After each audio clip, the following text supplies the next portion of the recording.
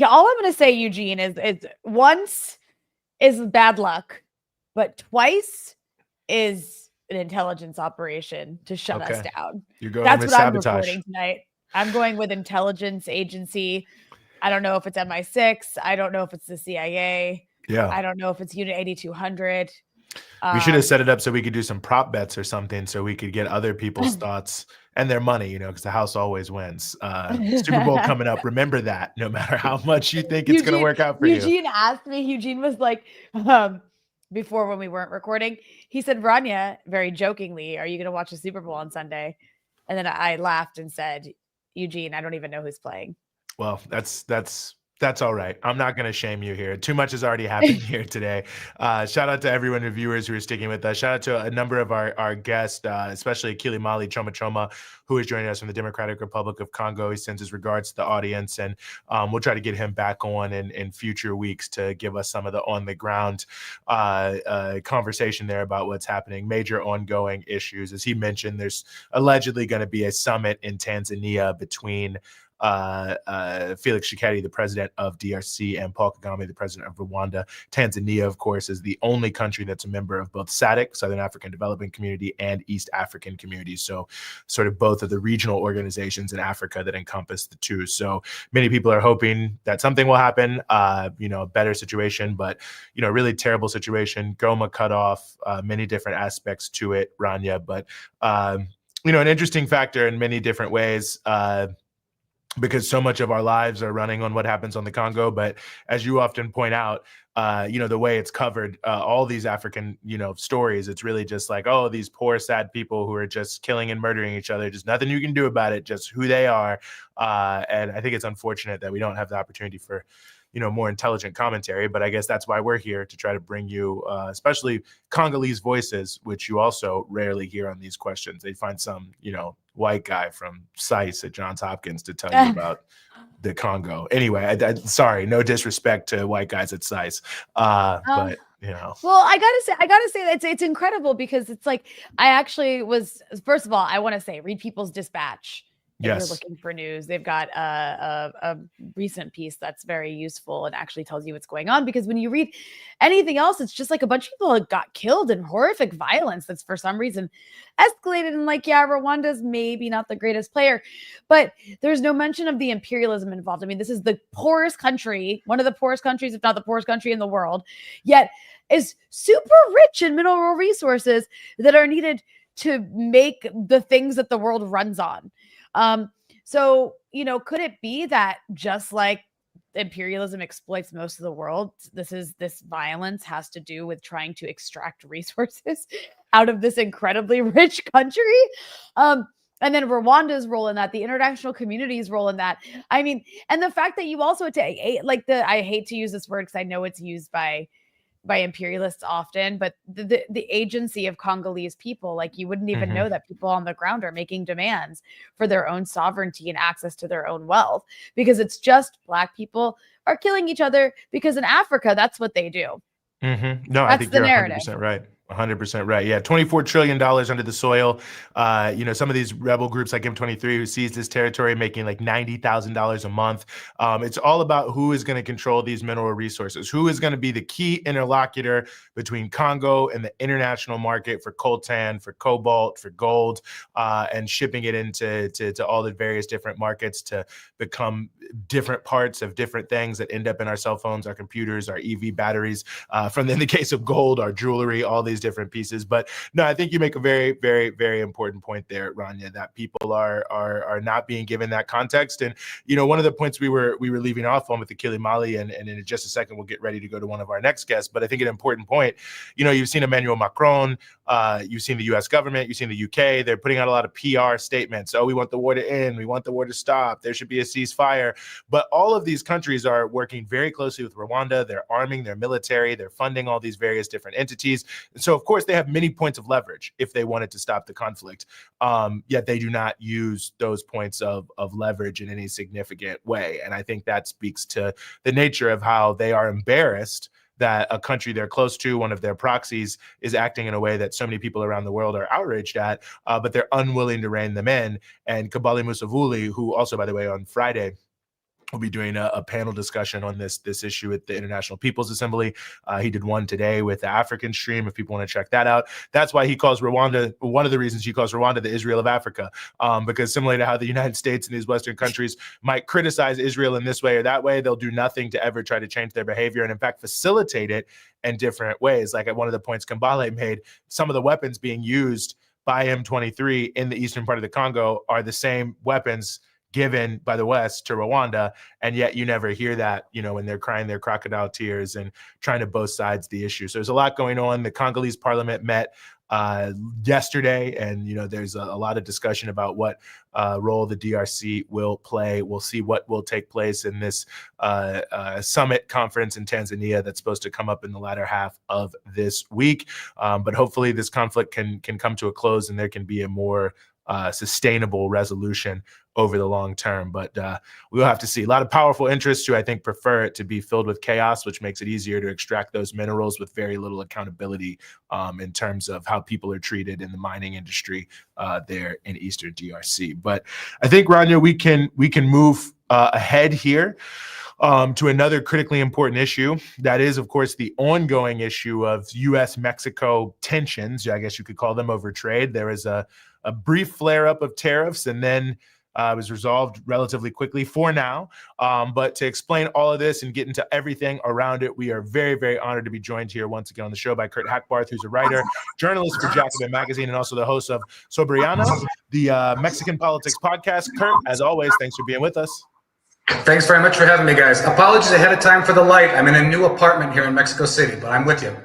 Well, hey, listen, we appreciate you coming on, moving, top 5 most stressful things you can do. So I appreciate you coming on. In the midst I think it's like 1 or 2. Yeah. So, Kurt, sorry, you know what it looks like? Yeah. I just have to say, you know what it looks like? It looks like we're trying to cover his identity. After what I say in this interview, you're going to have to. Yeah. Sorry, go ahead, Eugene. Well, Kurt, let's just start with this flare-up we had over the past weekend. Trump brings in 25% tariffs on Mexico. They seem to have sort of reached an agreement very quickly there. And I guess the question is Trump is presenting this as, I got Mexico to back down with my tough stance, but I see some people have been questioning that. So what really happened there in that sort of 48-hour period? Right. So let's go back a little bit, right? Right when Trump comes into power, and of course he'd mentioned this during the campaign, he promised 25% tariffs on Mexico and Canada.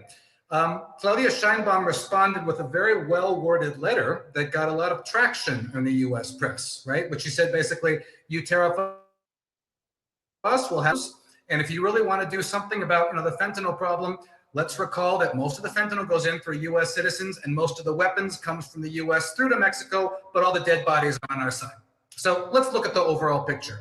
That letter was like a good first opening salvo from President Sheinbaum. Then the issue kind of went quiet for a few weeks, and then Trump resurrected it, saying February 1st was going to be the day. February 1st comes around, Saturday, and here comes the tariff threat against Mexico and Canada in the dumbest way. In the dumbest way. What do I mean in the dumbest way? Because in the White House's tweet announcing the tariffs, he made the reference that Mexico is a narco state. But the article they used to claim that Mexico is a narco state referenced Genaro Garcia Luna, who was the security minister under Felipe Calderon, the conservative U.S.-backed government of Felipe Calderon, the guy the U.S. decorated and gave awards to and went into business with, right? Ex-CIA and DEA agents. So it was just a bizarre thing. Mexicans are like, wait a minute, we're a narco state because of the government you supported 10 years ago?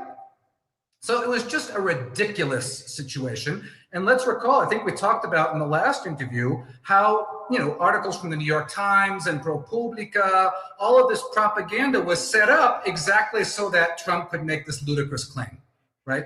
That Mexico is a narco state. All of that preparatory work media.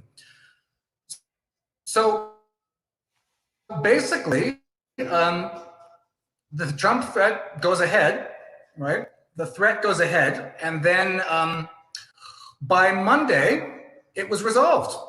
And it was resolved, at least for now, for a month, with a Mexican promise to send more National Guard troops to the border, 10,000 troops to the border to supposedly stop fentanyl, when these were basically troops that Mexico was going to be sending anyway, right? Former President López Obrador had already made an arrangement with Biden to send more National Guard troops to the border. So really, Trump didn't get anything out of this. But, he can claim victory, this infantile need to claim victory every time. I think the real victors here are Mexico in this case.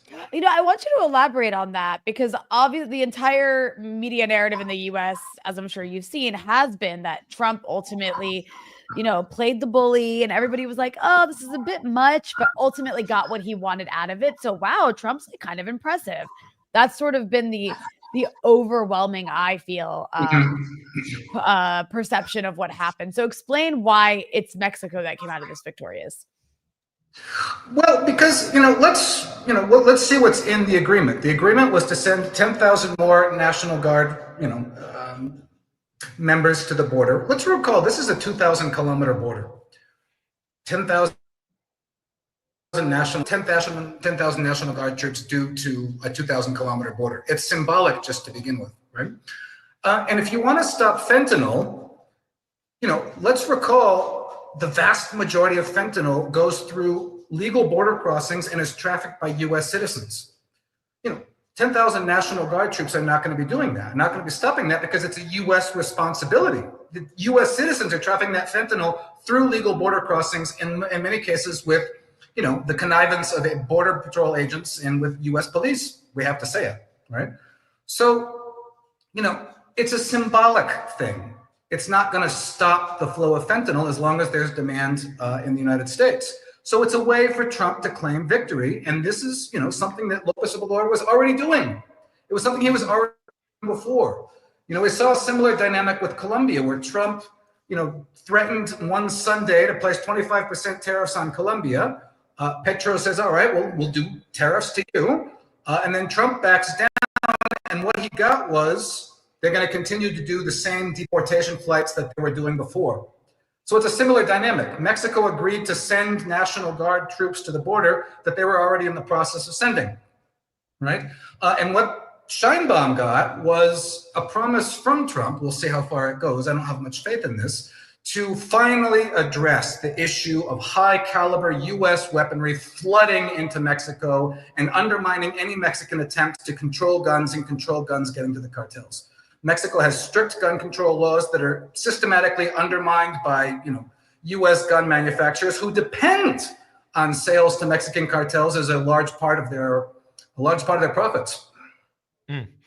Wow, an important element and angle to this, and the other sort of maybe sort of similarly and related topic, Kurt, I think, is the sort of presentation of of Trump and the pro-Trump forces is that only Mexico would be hurt by these tariffs, and that somehow this is like some great tool. But I mean, it seems like this had to have been something that entered into the White House's calculations. Absolutely. That, quite frankly, a huge number of U.S. corporations are actually dependent on goods coming in from Mexico that would then be 25% more expensive.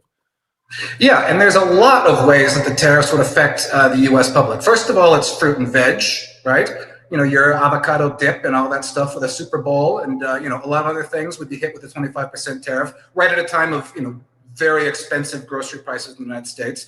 Of course, auto parts, technology pieces, and all that. Let us not forget that because of NAFTA, the two countries' supply chain have gotten very intertwined, right? Which is why it's so hard to undo trade agreements like NAFTA once they're in place. So for a car in the United States, the supply chain will go back and forth across the border 6 or 7 times in the process of, creating or building a car, right?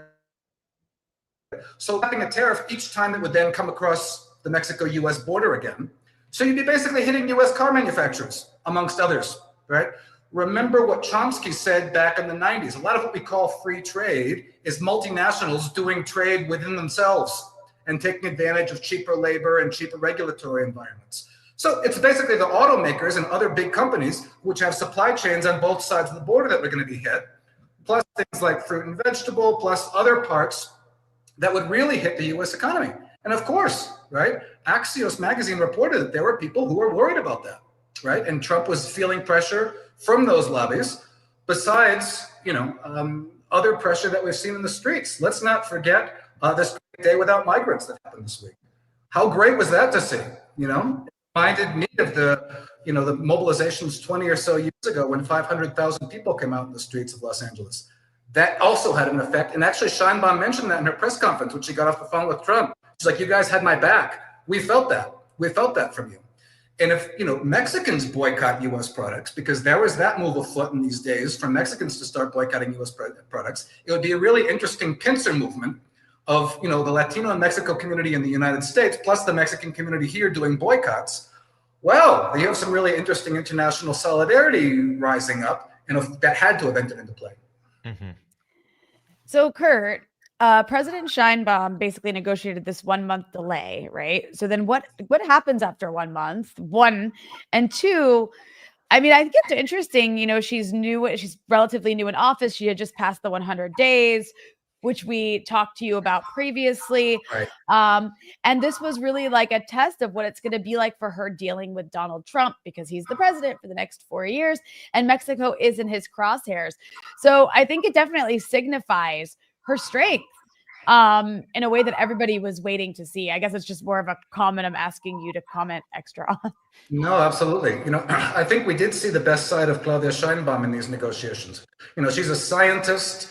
And she comes at these, she doesn't kind of trade insult for insult with Trump. She goes to the facts. She's like, this is how it's going to hit. The tariffs are going to hit the U.S. public. This is who's going to get hurt. Let's recall that the Latino population is now nearly 25% of the U.S. population. Just the Latino population in the U.S. would be the world's 5th largest economy. They always say, the Mexican community is just sending remittances back to the U.S. Most of the money generated by the immigrant Latino community in the United States stays in the United States. She just hits the facts one after the other, right? And Trump is kind of one of these negotiators that he'll believe the last person he talked to, right? You kind of see that with Trump. I just talked to this person. Okay, I just talked to that person. I'll believe that. But Sheinbaum is just very systematic in this, and she keeps a very cool head, right? Which is necessary in these kind of things because Trump tries to overwhelm and the bluster and the threats and 200 exact 5% tariffs, or we'll do 5,000% tariffs or whatever else. It's just all a big show. But Trump actually isn't really a very good negotiator when you get down to it. He can get played. And if you have somebody who keeps a cool head and can, really throw the facts at the situation, not overreact, you can get good results. Now, as you said, it's not over. It's not over by any means. They'll be back at this in a month. Over the course of the next month, they're setting up working groups on security and trade issues. So they're going to come back and see what the results are in a month. We see that Marco Rubio is running all over Latin America, doing some very nasty things. They're trying to use El Salvador as a safe third country to basically export migrants there and export U.S. prisoners, right? To then deport them back to the rest of Latin America. They're trying to confiscate Venezuelan property in the Dominican Republic. So, a lot of things can happen in a month. Mm-hmm. But it's a good first step by Mexico to really lay out the case. And I think the advantage that Sheinbaum has is that she's getting traction in the U.S. public, kind of in a way that López Obrador didn't. López Obrador was the great communicator to the Mexican public. But Sheinbaum has shown an ability to really communicate to the U.S. public, and I think that's going to come in very necessary over this next month. Mm-hmm. One other aspect of all of this, Kurt, is, of course, there are more deportations happening. And I know that the Sheinbaum administration has been rolling out some policies to try to provide more support for migrants that are, there, who had been trying to enter, who've been removed, who've been waiting, who had the CBP app canceled, all those different pieces. I was hoping you could talk a little bit about that as well. Right. So the situation is difficult. First of all, as you said, they canceled the CBP app, even for people who had existing appointments. So a lot of people were basically stranded at the border who already had appointments, underway. They've also canceled what was known as the parole system for Cuban, Haitian, Nicaraguan, and Venezuelan migrants who are now also subject to deportation. So what the Trump administration clearly wants to do is for Mexico to do its dirty work. Not only to accept Mexican deportees back, but also to take care of deportees from other countries with whom the United States doesn't have diplomatic relations, which is why you see, even the U.S. envoy going to Venezuela to try to negotiate, deportation plans going back. Mexico is going to have to hold very, very firm on this, right? We saw in 2019, the Obrador administration did sign off on the migrant protocols, which would allow people who were, applying for asylum in the United States to await their appointments in Mexico, to remain in Mexico policy. Obviously, Trump is putting that back in place and wants Mexico to cooperate again. But he's also going to want a broadened cooperation from Mexico. That's one thing. On the security front, you have one of Trump's first executive orders was to declare the cartels as foreign terrorist organizations, FTOs, which he also went along with, right? This is obviously going to try to open the door to greater U.S. interventionism in Mexico. That's clear, right? It's interesting that it could have a blowback effect, though, because now, gun manufacturers in the U.S. or banks in the U.S. that launder money could be subject to legal penalties for cooperating or colluding with cartels. I mean, it's doubtful that a Trump Justice Department would go after those people, but actually an FTO designation could actually have a very strange boomerang effect. And you want to see a lot of pressure from the Trump administration over this month of negotiations for greater Mexican security cooperation. So that real keyword sovereignty is going to come really very clearly into play over the next month. Kurt, I also have a question in terms of the region, because, Trump has been kind of going after countries individually. He had his whole spat with Gustavo Petro in Colombia. Yeah. He went after Mexico. Who knows who's next? And I'm wondering if there's a potential for this to actually cause some unity among regional players. Ultimately, I mean, there's also the Panama issue. I haven't seen that happen quite yet, but there does seem to be a potential there. I mean, if this big bully is attacking everyone at some point, right, perhaps everyone will come together to figure out how to deal with the bully. Well, that's the great Bolivarian dream of a united Latin America, right? It's been very hard to do in practice because of the U.S.'s divide and conquer strategy over the years, right? And we've just seen that in recent days, right? The U.S. has pressured Panama to pull out of the Belt and Road Initiative, right? Even though they didn't really have, a lot of major projects going with China, it was symbolic.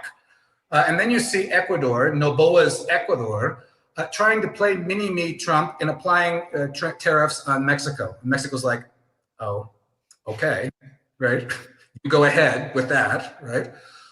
That's kind of two symbolic instances of the difficulties that underlie trying to get to that unity.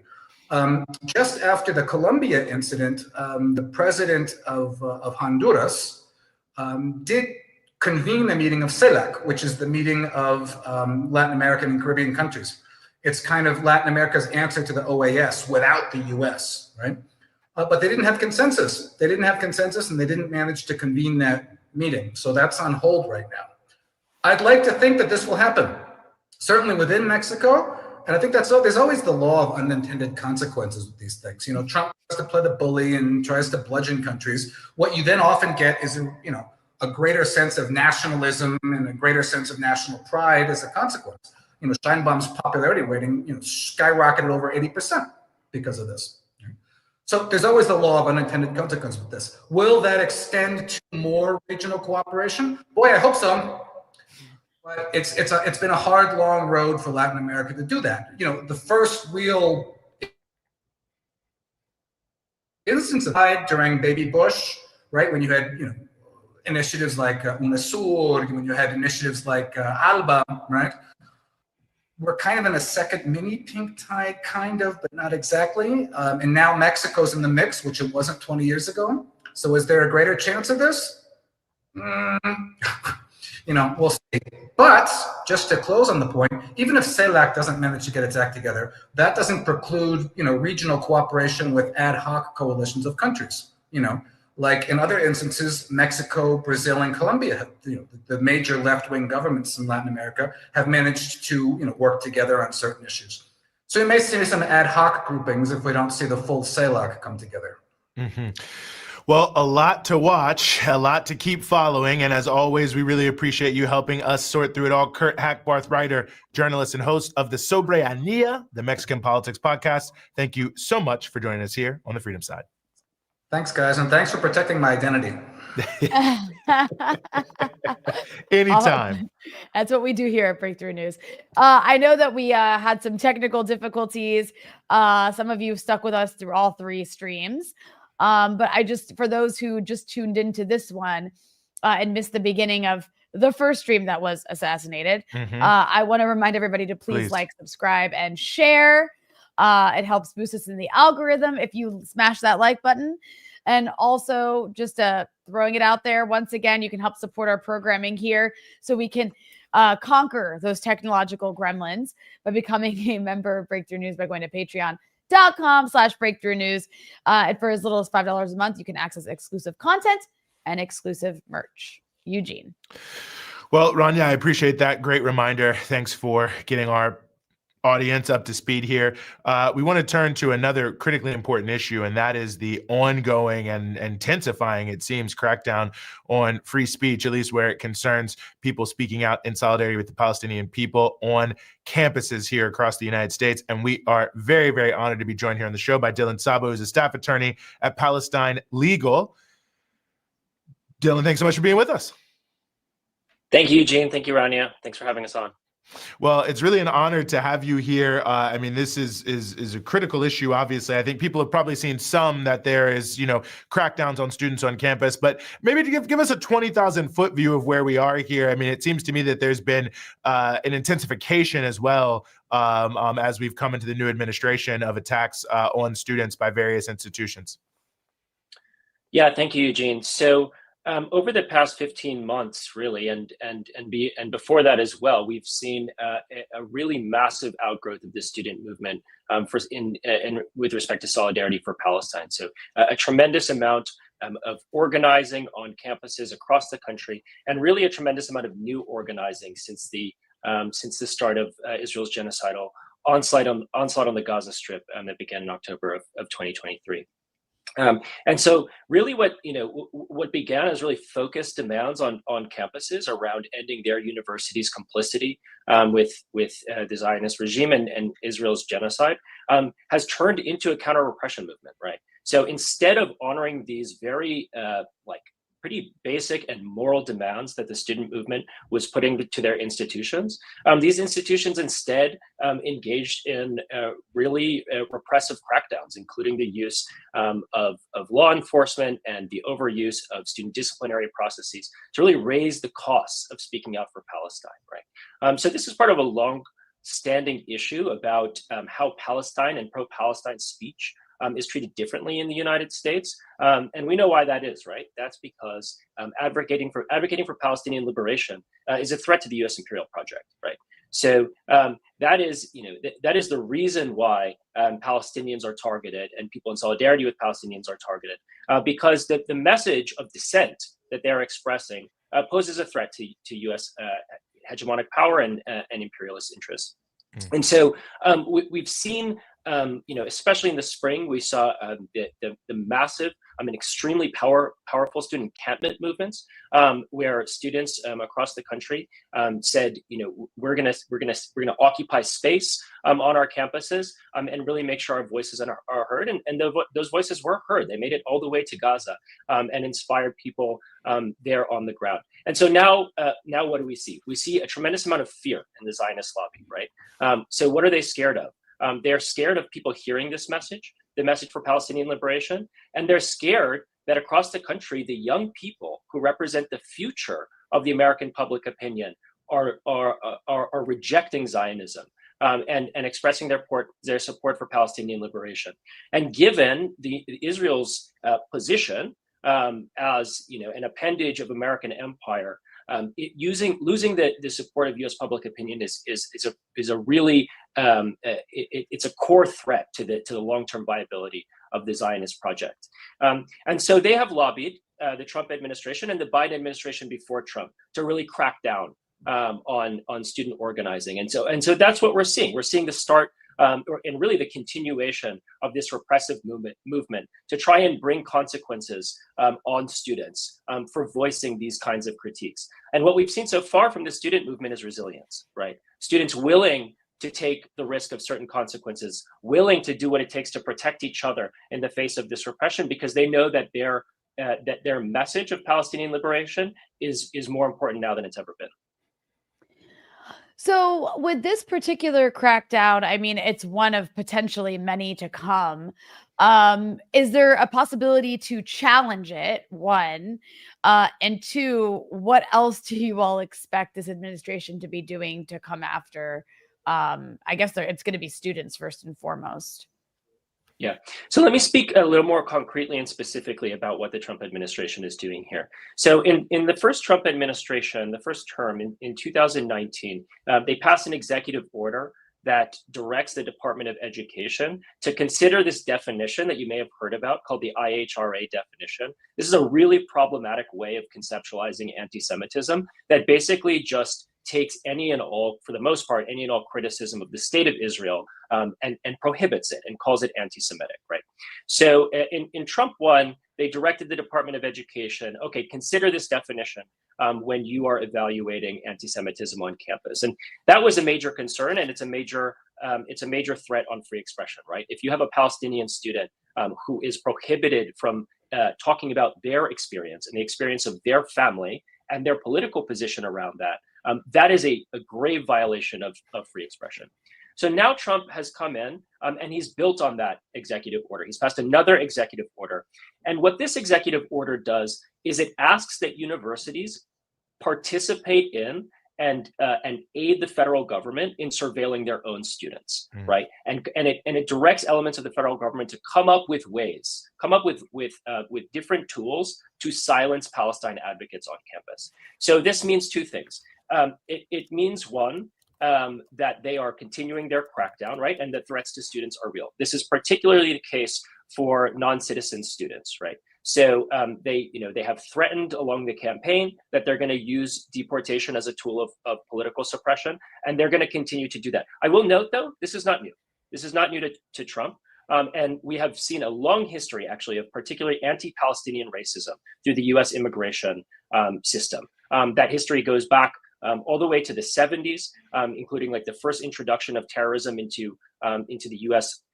like at the level of the U.S. Congress, was about using the federal immigration system to break the bonds of solidarity between Palestinian organizers on the ground in Palestine and the United States. But so they are trying to continue that practice of leveraging those threats.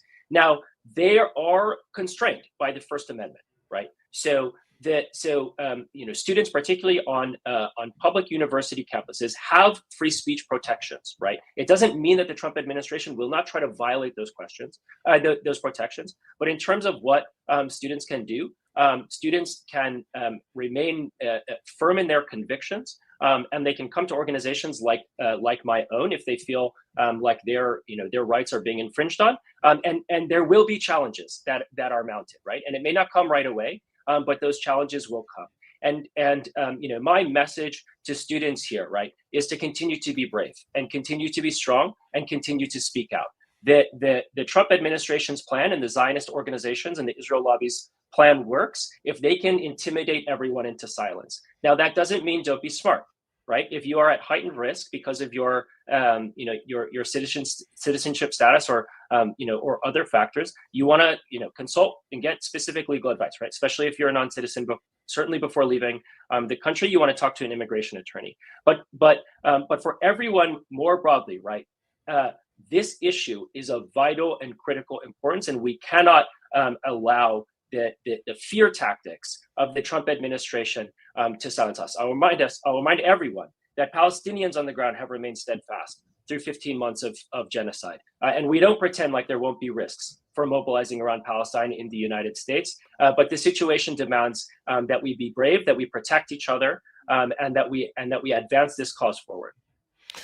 No, I think that's such a great point, and I'm glad you put it in that context, because it really does feel like this is an important continuation of what we have seen over the past 15 months in this I think unprecedented explosion of support for people showing solidarity with Palestine and every nook and cranny of the country and every possible background. I mean, really something that I think was very notable, not just here but around the world. That this is an opportunity to also as some people say, try to turn an attack into a victory, and to use this as just another opportunity to assert the humanity of Palestinian people and the right of people here in this country to demand change to the policies that our own government is enacting in our name. Absolutely. The other piece of this that I want to add here is this is being framed, right, in as a way to protect Jewish students. That is, it's called like the Combating Anti-Semitism EO, and I just need to point out how absolutely ridiculous it is. Taking, saying that Israel is the one country that you are not allowed to criticize, while Israel is committing a genocide in full view of the entire world, that is not going to reduce anti-Semitism, right? Saying that the only identity the Trump administration says we want to attack all DEI, right? No identity is protected, except the only identity they want to protect is if you support genocide, right? That is not a way to protect Jewish students. It's not a way to protect Jewish students because it stifles criticism, like rightful criticism of the Jewish state, and it also is a direct attack on the identity of anti-Zionist Jews, for whom that is an essential part of their own Judaism. So we have to reject this. We have to reject this framing. We have to uplift the Palestinian voices for liberation, and the voices who are in solidarity with Palestine, and also anti-Zionist Jews who too need to be able to be speaking out for Palestinian liberation. And I'm just curious. I mean, you must be a Palestine Legal must be just overwhelmed with requests for help. But when we look at not just the U.S., and I know you all don't necessarily work in other countries, but there does seem to be a pattern here across the West at the moment, especially in the aftermath of 15 months of live stream genocide that has left many people feeling very traumatized and very disgusted and angry with Western support for this genocidal state. You see this repression taking place in the UK, for example, this attack on journalists and activists and raiding their homes and confiscating their devices. You see Ali Abunimah was just arrested and detained for days in Switzerland before being deported on ridiculous charges. You see what's happening. I mean, it hasn't quite gone that far in the US yet, perhaps because we have the First Amendment. But that said, how serious is this backlash against this legal backlash, the using the law in these Western countries, basically by Zionists to try to suppress what, is more difficult than before because public opinion is turning against them? How serious is this backlash? It's incredibly serious, right? And I don't think we should beat around the bush. What we are seeing is a new McCarthyism, right? We have not seen this level of repression in the United States and across the West since the era of the Cold War, and maybe even before that, right? So we need to be honest about what we're facing and the risks, right? The risk that this poses for everyday organizers, activists, people who are willing to speak out. But we also need to recognize that it's not working, right? We also need to recognize that the more repression the state brings down on movements, the more radicalized people become. I see it all the time in my advising students on campuses, right? A lot of times, what is the most inspiring to them is how they see their institutions treat their peers, right? What starts as, hey, maybe we should think about how much our institution is funding genocide. That turns into, oh my God, all of a sudden now my peers are being targeted by the institution and being told that they can't speak out. Maybe that message has some vital, critical importance, right? And maybe we need to think differently about our tactics, right? And we are seeing that in the United States, and we're seeing it elsewhere. In Germany, it's been insane, right? The crackdowns have been insane, but each time there's a headline that says, oh, now they're considering banning the Arabic language at a protest, that mobilizes 10 more people, right? And what I love about this movement is people's commitment to creativity and commitment to resilience. It does not mean there won't be setbacks. It does not mean that there won't be times where we need to reevaluate our strategies in the face of state and institutional repression. But the movement will continue. I have so much unbridled, tremendous faith in the creativity and the resilience of the student movement in particular, and I'm excited to see where things go, because I know that Trump's repression will not work, and the movement will continue. Dylan, quickly before we let you go here, if folks want to learn more about Palestine Legal, the work you're doing, where should they go? Yeah, so you can find us online, palestinelegal.org, and do not hesitate to reach out if you want particular legal advice around your situation. And to the extent that we're not able to provide that advice to you, we will do our best to connect you with our partners. But absolutely, follow us on social medias and use our intake form on the website, and keep organizing. Right on. Dylan Staba, staff attorney with Palestine Legal. Thank you so much for your time here on the Freedom Side. Thank you both. Rania? Well, Eugene, I mean, it is really just crazy how they've had to go into overdrive, just being ridiculous in one country after another. I just had Tony Greenstein on Dispatches. It's pre-recorded. It won't come out till next week. But Tony Greenstein, the author of an excellent book, Zionism During the Holocaust, a long-time anti-Zionist Jewish activist in the UK. And he is being charged with supporting terrorism due to his activism against genocide. It's completely outrageous. It is. Well, speaking of the genocide and the ongoing ethnic cleansing of Palestine, Donald Trump made some comments during the visit with Netanyahu that sort of spoke to this, Rania, that have caused, major diplomatic ructions all over the Middle East. I think we may have a clip of Trump's comments that I'd like to play, and then, get into some of the implications of this. The only reason the Palestinians want to go back to Gaza is they have no alternative. It's right now a demolition site. This is just a demolition site. Virtually every building is down.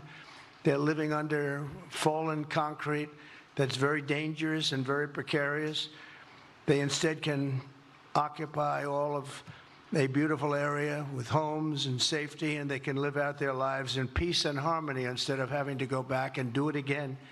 The U.S. will take over the Gaza Strip, and we will do a job with it, too. We'll own it and be responsible for dismantling all of the dangerous unexploded bombs and other weapons on the site, level the site and get rid of the destroyed buildings, level it out, create an economic development that will supply unlimited numbers of jobs and housing for the people of the area.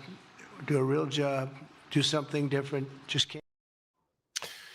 So, Rania, Donald Trump's proposal is for the U.S. to colonize Gaza, to remove all of the Gazans, to take all of the area and turn it into an economic development site. Now, of course, the administration's been trying to walk this back and say it's just a temporary removal. But of course, this has created mass panic in close U.S. allies, Egypt and Jordan, because those are the two most obvious areas Palestinians would go to. They do not want that. Palestinians do not want to leave.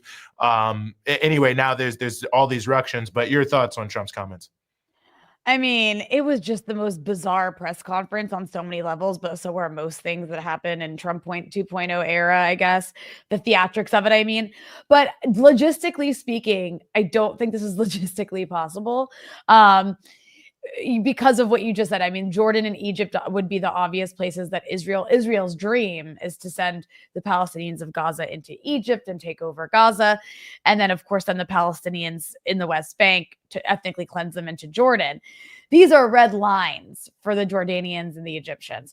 Biden actually tried to sell that policy to the Egyptians when the genocide in Gaza began. And they said back then, they said, no, I mean, I don't think there is any amount of money you can give Egypt to accept ethnically cleansed Palestinians into their territory. Not because the Egyptian government cares about Palestinians. Obviously, they don't. They have normalized with Israel. It's a dictatorship funded by the U.S. to suppress its population from doing anything that challenges U.S. hegemony and Israeli hegemony in the region. But they do see Palestinian refugees inside their territory as a potential security threat, especially if their leadership is Hamas, who they see as an extension of the Muslim Brotherhood. So it's just not something that Egypt is going to allow. They see it as a destabilizing force. And the same goes for Jordan.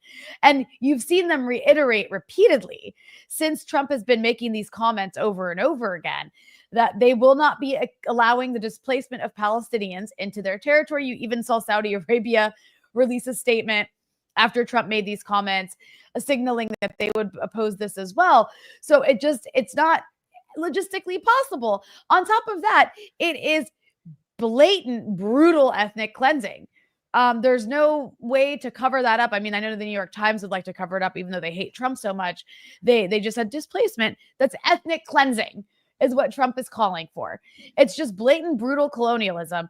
And you know what? I guess it's at least somewhat refreshing to see it said out loud about like what it is, rather than these like silly terms that you'll hear from, people who like to put a mask on everything depraved that the US and Israel do.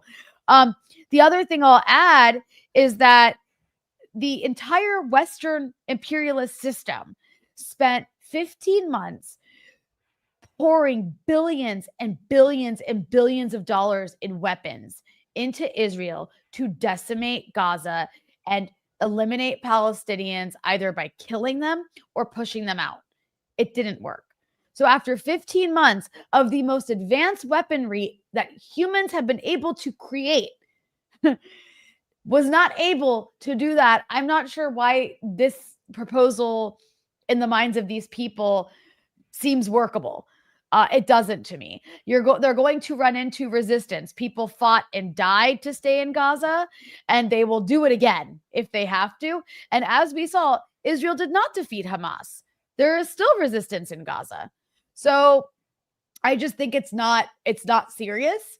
It's very dangerous. If Trump and his administration and the Israelis were to try to impose this final solution, because that's what it looks like, that's what it is, a final solution in Nazi terminology, onto Gaza, the repercussions would be completely unpredictable, but incredibly destabilizing for the entire region.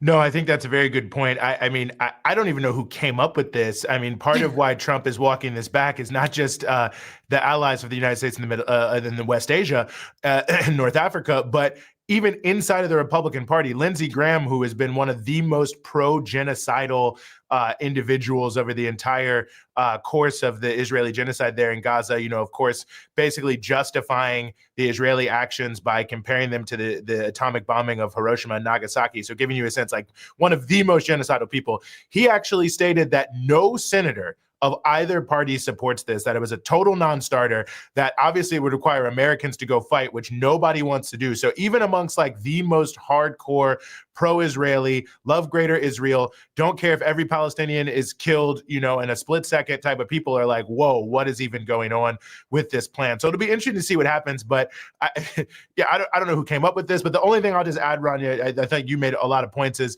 this is a long-term vision. Of course, in the first Trump administration, he was talking about the possibility of Gaza becoming some sort of resort type area. But, to make it a more bipartisan thing, we should also remember that in the immediate post-Oslo era, this was one of the things that the Clinton administration and other governments in the Arab world and others were also promoting, that Gaza could become this, essentially like international resort financial type situation. And so this is a long-term dream of U.S. elites, elements of the Israeli government and many others, to ethnically cleanse Gaza and turn it into an economic development site. And let's not forget that Gaza sits in a very critical location vis-a-vis the offshore oil and gas that is being increasingly found in the Mediterranean in a lot of these different areas. So in and of itself, that plays its own role. So a lot there, but I think you said it well, Rania. I wanted to get your thoughts on another issue.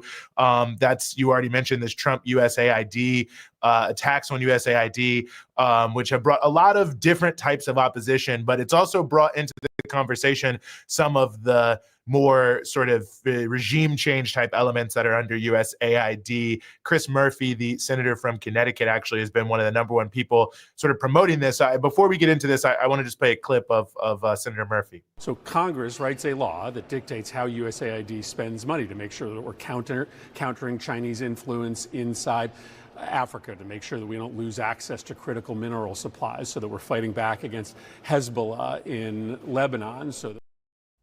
Well, there it is, Rania. I think there's a few things to say about this. The first thing I think that's important in terms of framing it is it's at least finally proving what many of us have said for many years, that USAID is a form of imperialist soft power, and that it does many things which many people find unobjectionable. That's why it's soft power, because, some of the things are giving people food, people are in famine, things like that. But that nestled under that, it's always been a vehicle for cover identities for the CIA, for its own programs that are aimed at different forms of regime change, major funding of media abroad to shape the narrative in countries in a more pro-US direction. So that's being proven true. But, the thing about it, Rania, that is notable to me is the very fact that Chris Murphy and others feel this is the way that they have to defend USAID lets you know that Donald Trump's attack on USAID are in a way about something different. And I think that's what's important to note about this. Like the way you look at how they're attacking it, it basically is designed to bolster many of the already existing narratives of the Trump administration to back their billionaire agenda, specifically by using racism in a divisive way. Like when you look at the White House press secretary, when she's running down the list of USAID programs that are bad, that they don't like. By the way, some of them weren't even USAID programs. But that being said, it's all about DEI, so it's building into that narrative. Obviously, when they're targeting it, they are targeting the humanitarian aid aspect, and they're trying to make it seem like, wow, how terrible that America would give food to non-white people in the global South who are suffering from famine and hunger. Trump also this morning opening up an attack on the funding on the US media by USAID. And of course, we at Breakthrough News are no fans of the mainstream media. But the reason why Trump hates the mainstream media is because they truthfully report on many of his misdeeds, and he doesn't want to do that. So in a way, I feel I can understand that some people are like excited about this, like, oh, they're going after USAID, but they're not going after it because of all the like CIA spook regime change stuff. They're doing it in order to continue to build the racist narrative around quote unquote DEI, which basically means let's make sure the government does nothing to address the historic and ongoing discrimination against Black people in particular and many others in the United States. Let's also make sure that the US government does nothing to help anyone in the global South suffering from climate change, hunger, poverty, or anything like that. And let's also try to muzzle the media as much as we possibly can so that the billionaire agenda of Trump and his friends who are trying to rip off working class Americans and make it a lot easier for corporations to jack up prices, lay people off, bust their unions, make it less safe on the job, that won't get reported on. That is what they're hoping to do with this attack on USAID. And then they're going to move it under Marco Rubio inside of the State Department. And as you mentioned earlier, I mean, this is Mr. Regime Change. So they, as much as people want to maybe celebrate this, and I can understand that given some of these other aspects, I think it's deeply pernicious, and it's all of a piece with everything we're seeing from Trump, which is designed to bolster an agenda that, again, at its core is designed to rip off average, everyday working class Americans, transfer trillions of dollars to the richest people in this country, and cut many of the most critical programs that help people survive on a day-to-day basis. And I think we have to keep that context in mind when we consider what's happening here and recognize the U.S. will never stop regime change under any context, in any circumstance, as long as the government is imperialist. So if you think that's what's happening, that's not what's happening. And Chris Murphy will get what he wants. They will reassure him that Ukraine, Congo, all that will be safe. But, ultimately it'll be, anyway, to the benefit of Trump's narratives. I mean, I think that I agree with everything you said, and I'll add to it. I mean, this is just a contradiction in the ruling class, right? Like they're not in agreement on a very theatrical thing, which is obviously the end game is U.S. domination of the world's resources. Chris Murphy is of the liberal imperialist flavor. And he feels he's that mindset of we have to do this under the auspices of humanitarianism and human rights and equality and all of these things. Like diversity and inclusion is a part of that liberal imperialist order. Like we want there to be people of all backgrounds carrying out imperialism. We want to make space for all of them. And then we also want to have these programs that give us cover for like, yes, we do care about democracy building and civil society and human rights.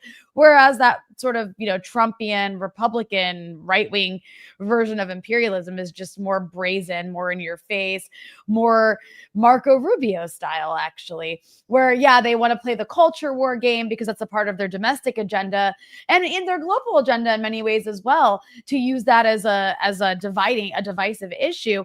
But also they just want to be more straightforward and brutal. They still want to, go after China. They still want to regime change Russia, whatever Trump says, like the U.S. imperialism wants to do what U.S. imperialism wants to do. They still want to install the dictators they want to install in Latin America. They just have a more brazen, in your face, direct, and also like sort of hollowing out money-making way of doing it, because they also want to make money off of all that government money that's going to these kinds of programs. So it to me, it looks like a theatrical performance. Yes, do I enjoy seeing certain programs get shut down or temporarily, I should say, stop functioning in a place like Lebanon that work to undermine this country's sovereignty that I'm sitting in right now? Sure, I guess I'll get some popcorn and watch that. But at the end of the day, this is not some attack on the regime change imperialist system at all whatsoever. It's kind of just like a vying for power of who gets to run it and of who the resources go to exactly. And of just, who gets to be in charge. That's it. Of who gets to be in charge and what the overall ideology of it is.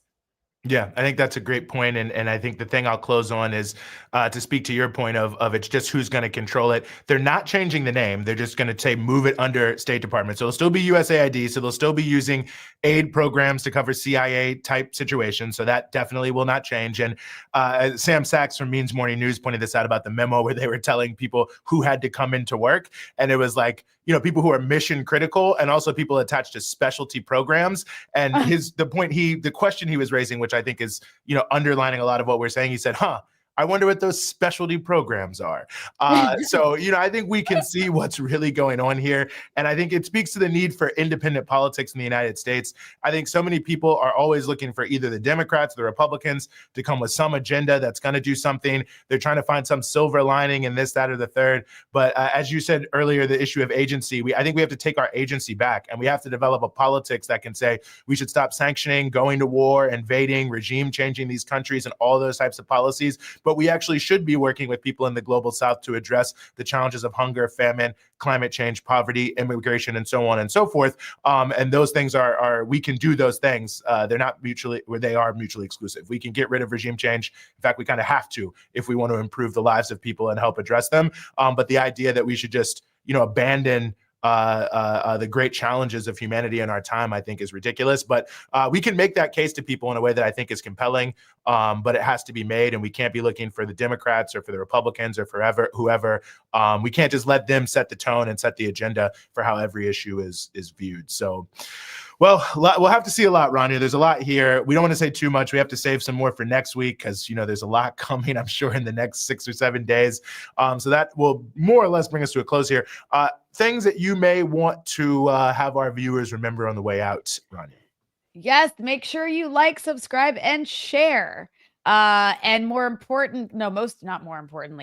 importantly, if you are able to, please consider becoming a member of Breakthrough News by going to patreon.com/breakthrough news. For as little as $5 a month, you can access exclusive content as well as exclusive merch, and you can help fund independent media, which is more crucial than ever. Absolutely. Thanks to everyone watching, sticking with us through some technical difficulties here. For myself, for Rania,